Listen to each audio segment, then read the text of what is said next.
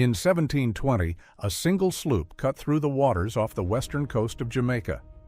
If you could trace its path on a map, you'd see it weaving between the scattered islands of the Caribbean, from the coastline of Cuba down through the Cayman Islands, past the shores of Hispaniola, and into the warm, lawless waters where the British Empire's reach was thinnest. On board that sloop were roughly a dozen pirates.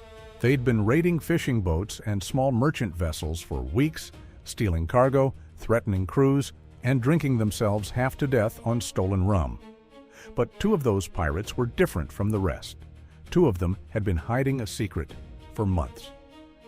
And when a British privateer named Jonathan Barnett finally caught up with that sloop in the dead of night, those two pirates were the only ones still standing on deck, fighting like animals while the rest of the crew hid below in a drunken stupor. Their names were Anne Bonny and Mary Read, and they were women. What happened to them after they were dragged off that ship and thrown into a Jamaican prison is one of the most disturbing chapters in the history of piracy.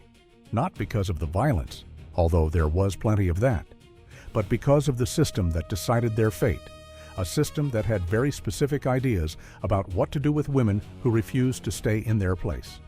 To understand why their story still matters 300 years later, we need to go back to the beginning. Back to a world where the punishment for piracy was death by hanging, and where being a woman on trial meant facing something arguably worse.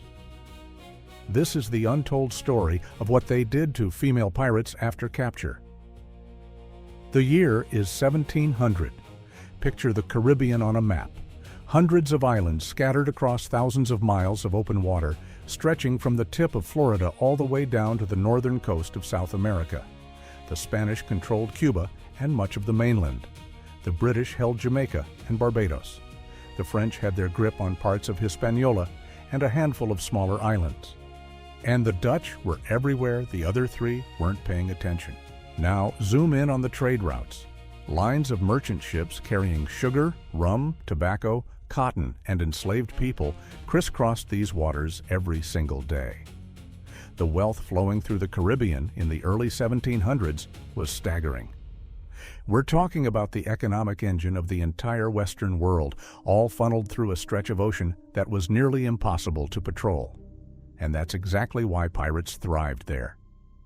The so-called Golden Age of piracy lasted from roughly 1650 to 1730.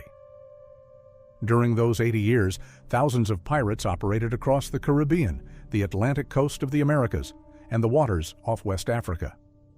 Names like Blackbeard, Calico Jack, and Charles Vane became legends. But the history books have always had a blind spot, because scattered among those crews, hiding in plain sight, were women. Not many, but enough that their stories survived. The problem is, most of what survived focuses on how they fought, how they disguised themselves, how they tricked the men around them. The part that gets left out, the part nobody wants to talk about, is what happened when they got caught. Because the legal system of the early 1700s didn't just punish female pirates for piracy, it punished them for being women who committed piracy. And that distinction made all the difference. Before we get to the trials and the prisons, you need to understand who these women actually were. Because the story only hits as hard as it does when you realize what they gave up and what they were running from. Anne Bonny was born around 1697, most likely in County Cork, Ireland. Her father was a lawyer named William Cormac, and her mother was a servant in the Cormac household. Anne was, to put it bluntly, the product of an affair. And in early 18th century Ireland, that was social poison. Her father eventually left Ireland with Anne and her mother relocating to Charlestown in the colony of South Carolina. He set up a new life as a merchant and plantation owner. By all accounts, he did well for himself. Anne grew up with money, comfort, and the expectation that she would marry someone respectable and live a quiet, predictable life. She did the opposite. At around 16 or 17 years old, Anne married a small-time sailor and pirate named James Bonny. Her father was furious. He disowned her. And James Bonny, rather than providing the exciting life Anne had imagined, turned out to be a petty informant who sold out his fellow pirates to the governor of the Bahamas in exchange for small rewards. Anne quickly lost all respect for her husband. She started spending time in the taverns and docks of Nassau, which in 1718 was the de facto pirate capital of the Western world.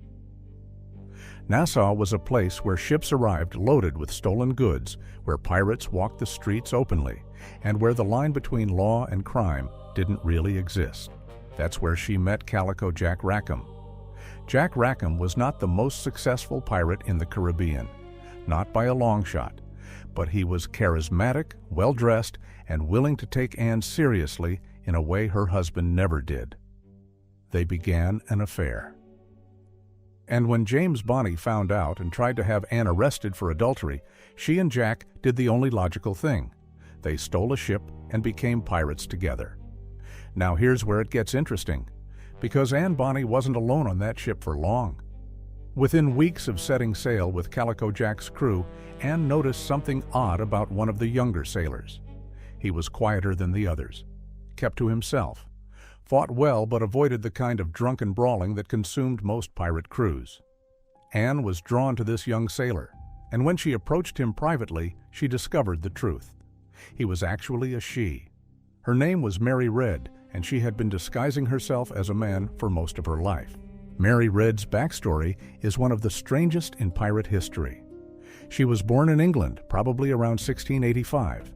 Her mother had lost a legitimate son, and desperate to keep receiving financial support from the boy's grandmother, dressed Mary as a boy from childhood. Mary grew up as a boy. She worked as a boy. She eventually joined the British military as a boy, serving in Flanders during the War of the Spanish Succession. She fought in actual battles. She reportedly fell in love with a fellow soldier, revealed her identity to him, and the two married. For a brief time, Mary lived openly as a woman, running a small inn near Breda in the Netherlands. But her husband died young. The inn failed, and Mary, with no money and no prospects as a widow in early 18th century Europe, did the only thing she knew how to do.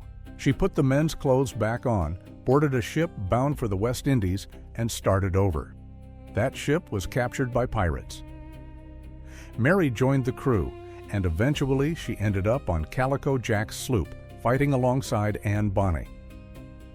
The two women formed a bond that historians still argue about to this day. Some say they were close friends. Some say lovers.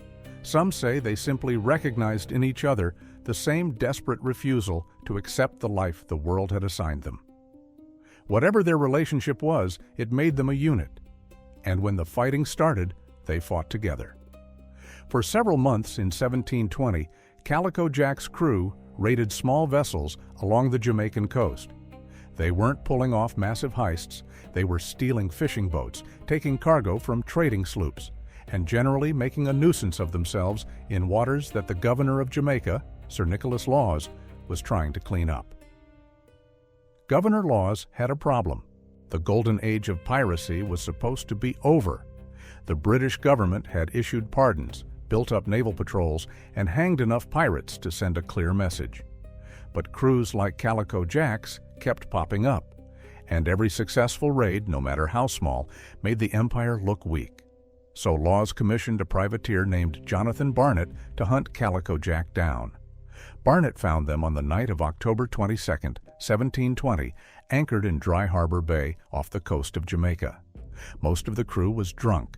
Some accounts say they'd just captured a Spanish vessel and had been celebrating for hours. When Barnett's ship pulled alongside, he called for their surrender. Calico Jack reportedly tried to negotiate, but before he could finish speaking, a cannon blast from Barnett's ship ripped through the rigging. And this is where the famous story comes in. According to trial testimony that would come weeks later, the moment Barnett attacked, nearly every man on Jack's crew scrambled below deck to hide. They were too drunk, too scared, or both. The only two pirates who stayed above deck, firing pistols and swinging cutlasses at the boarders, were Anne Bonny and Mary Read. Mary reportedly screamed at the men hiding below, calling them cowards. One account says she fired her pistol into the hold, trying to force them back up to fight. It didn't work. Within minutes, Barnett's crew overwhelmed them. Anne and Mary were disarmed. The rest of the crew was dragged out of hiding. All of them were chained and transported to Spanish Town, Jamaica, for trial. And that's when things took a very different turn for the women. The trial of Calico Jack Rackham and his crew began on November 16, 1720, at the Admiralty Court in Spanish Town. The proceedings moved fast. Piracy trials in the Caribbean weren't designed for nuance. They were designed for spectacle and swift punishment. Calico Jack and the male members of his crew were tried first. The evidence was overwhelming. Multiple witnesses testified about their attacks. Stolen goods were presented. The defense, such as it was, consisted of silence. None of the men mounted a serious defense. The verdict came quickly. Guilty, all of them. The sentence was death by hanging. Calico Jack was hanged on November 18, 1720, just 2 days after the trial began. His body was placed in a gibbet, an iron cage hung from a post on a small island at the entrance to Port Royal Harbor. The purpose of the gibbet was to let the body rot in public as a warning to other pirates. Sailors entering the harbor would see it. The message was clear. But Anne Bonny and Mary Red weren't hanged with the rest. Their trial was held separately on November 28th, 12 days after the men were convicted. And the reason for the delay is where this story gets deeply unsettling. Both women stood before the court and entered a plea that changed everything. "My lord, we plead our bellies." In 18th century English law, this phrase carried enormous legal weight. Pleading the belly meant claiming pregnancy. And under the law, a pregnant woman could not be executed until after she had given birth. The logic was that the unborn child was innocent, regardless of the mother's crimes, and executing a pregnant woman would mean killing an innocent life. Both Anne and Mary were examined by physicians. Both were confirmed pregnant. The court had no choice. The death sentences were stayed. Instead of the gallows, both women were returned to prison to await the birth of their children. And that's where the real horror began. Because 18th century Caribbean prisons were not designed to keep anyone alive for long. They were holding cells, places where you waited to be hanged, released, or sold. The idea that someone would spend months in one of these facilities was almost unheard of. Spanish Town Prison in 1720 was a nightmare. The cells were small, dark, poorly ventilated stone rooms built in a tropical climate. Temperatures inside could be unbearable. Sanitation was essentially non-existent. Prisoners shared space with rats, insects, and their own waste. Fresh water was limited. Food was whatever the jailers decided to provide, which was rarely enough and almost never nutritious. Now imagine being pregnant in those conditions. Mary Red never made it out. She developed a severe fever in prison, almost certainly exacerbated by the conditions and her pregnancy. Historical records suggest she died in April 1721, roughly 5 months after her conviction.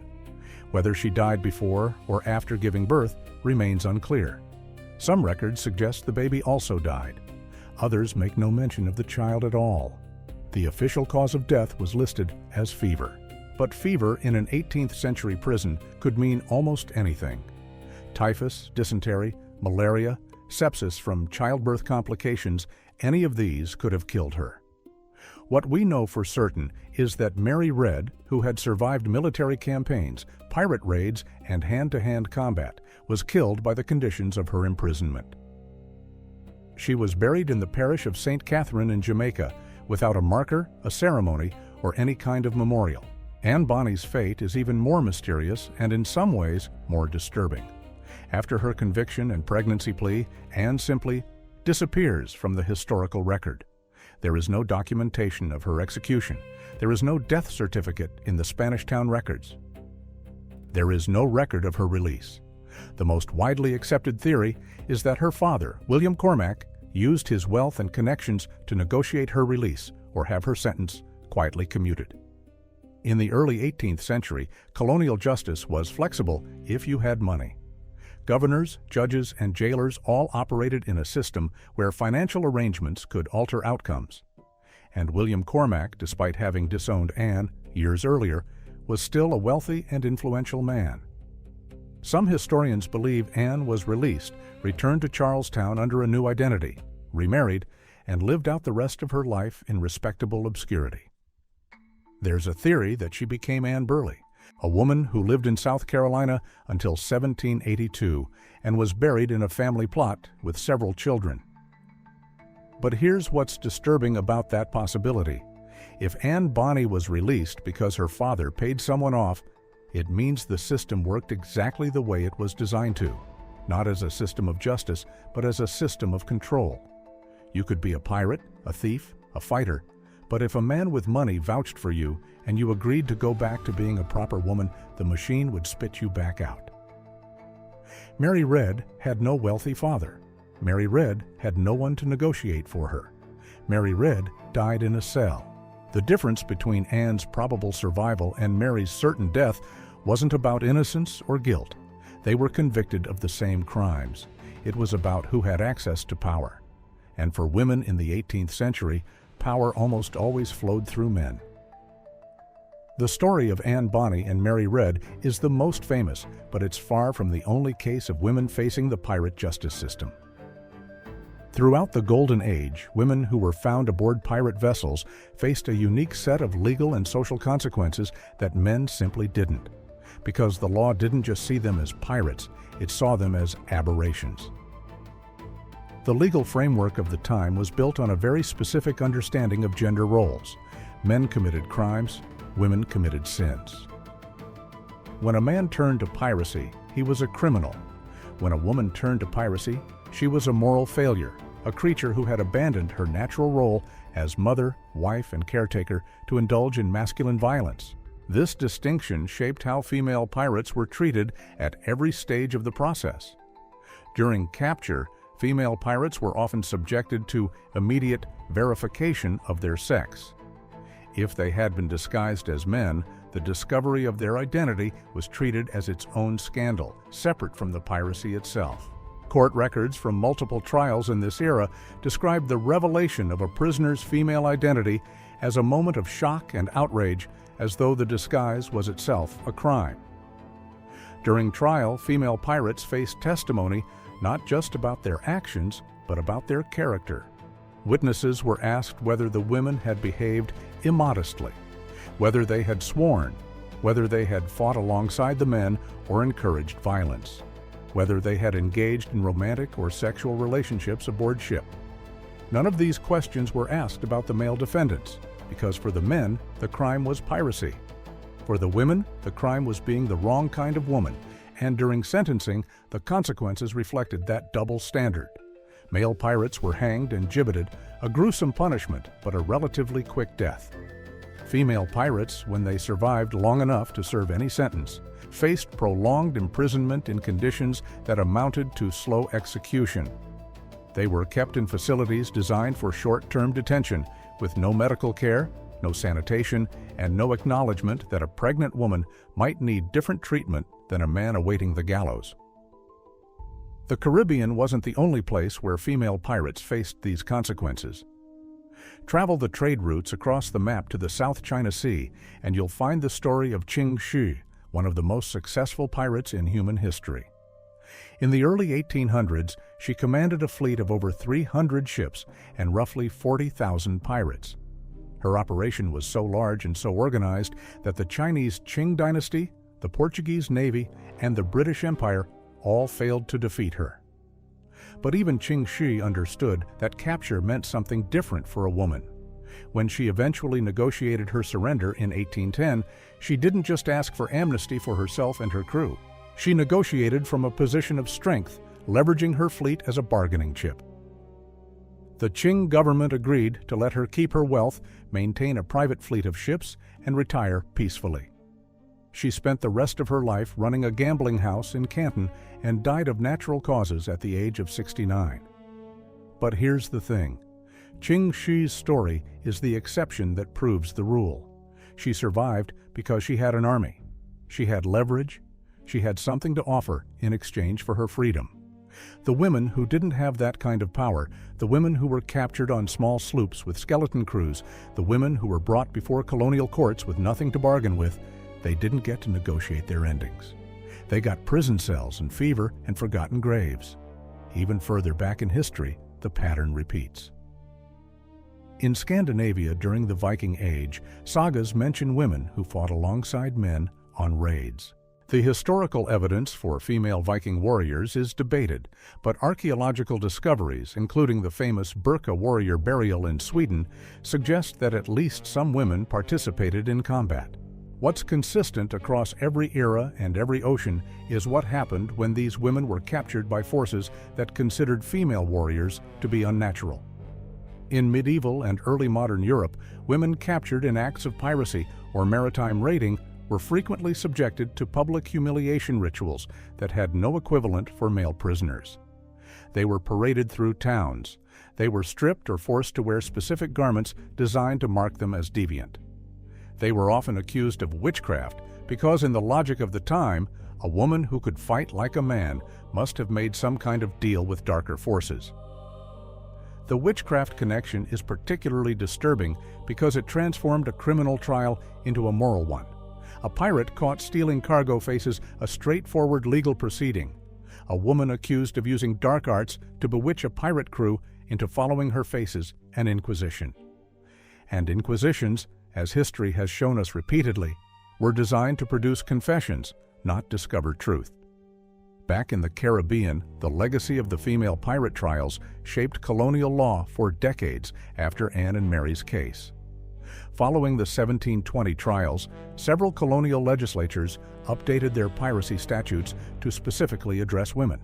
Some of these amendments made it explicitly illegal for women to serve aboard vessels without the permission of a male relative or guardian.